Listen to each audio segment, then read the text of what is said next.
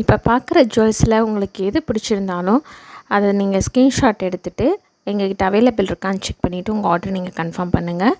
எங்ககிட்ட cash on delivery கிடையாது, online payment மட்டும் தான். ஸோ உங்களுக்கு எது பிடிச்சிருந்தாலும் ஸ்க்ரீன்ஷாட் எடுத்துகிட்டு எங்ககிட்ட செக் பண்ணிக்கோங்க.